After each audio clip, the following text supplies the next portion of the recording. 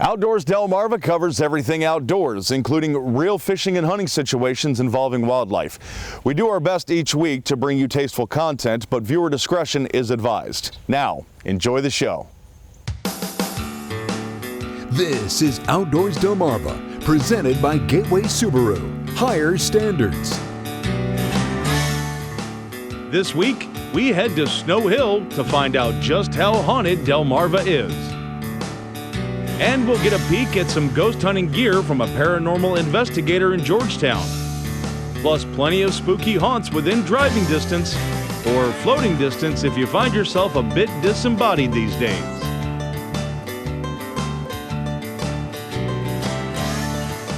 Welcome to Outdoors-Delmarva, the show dedicated to a commitment of conservation and to the community that makes Delmarva's outdoors such a hidden gem here in the Mid-Atlantic region.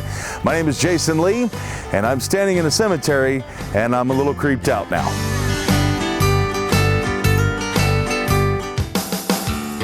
This is Outdoors-Delmarva, presented by Gateway Subaru. Higher standards.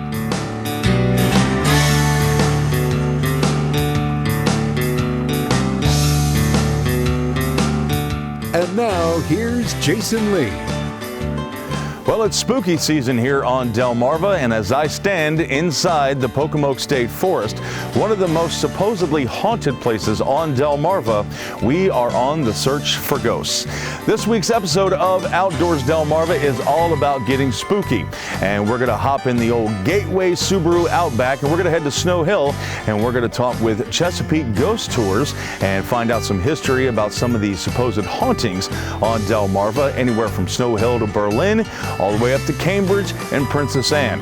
We're also going to head to Georgetown to check in with a paranormal investigator, and we're going to try to hopefully not see any ghosts, because I'm not really a fan of that, but maybe you are, and maybe we'll get lucky. Next to the Pocomoke River in Snow Hill is where we meet Mindy Burgoyne of Chesapeake Ghost Tours. Remember, Halloween is it started in Ireland. I just got back from Ireland, and it's the time that was believed to be thin.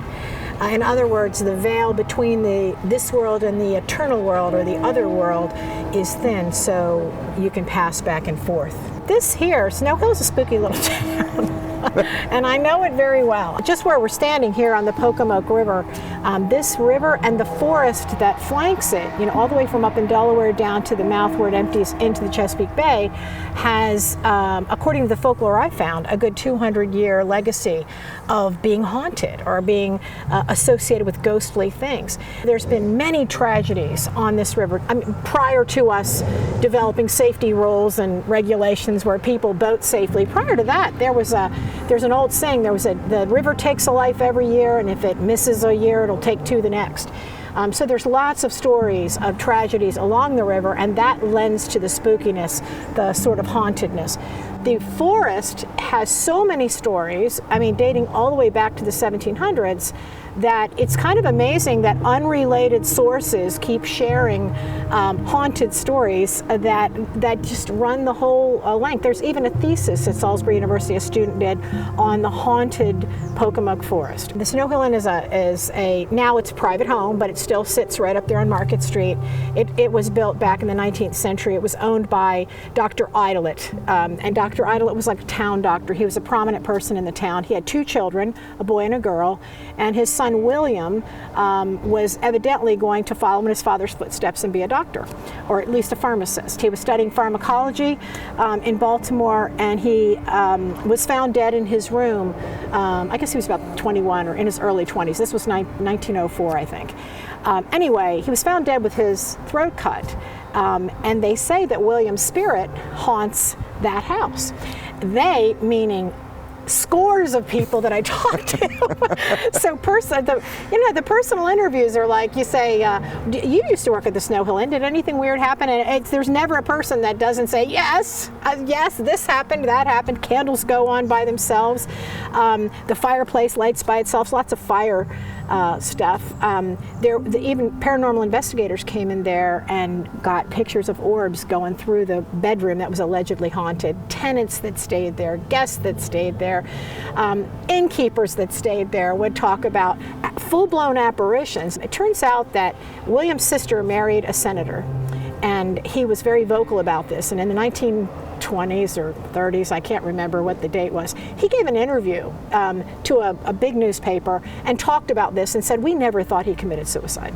We always thought it was some kind of cover-up. But in those days, the coroner, the police, and the the people that help you, what are they, emergency medical people, the ambulance, they're all the same guy. There was a dead guy in a room. It shows up and says, he's dead. There's a razor. They said they found a note, but in my research I found out that that note was found in a box, stuffed somewhere days later. It was not like there was a note left saying, Father, we do know William was sick and he was failing, but it's unlikely, according to his family, that he did commit suicide. So there's a little mystery there, an unrestful spirit. William's buried right up there at Wacott Cemetery, and that legacy of haunting with that property continued until it went into private hands. I find that people who are more open to the idea of there being ghosts, they tend to experience it more. People that are not open to it and they say there's no such thing, they're close to it, so to them there's no such thing. We'll finish up our conversation with Mindy Burgoyne of Chesapeake Ghost Tours right after the break. Outdoors Delmarva, presented by Gateway Subaru. We'll be right back.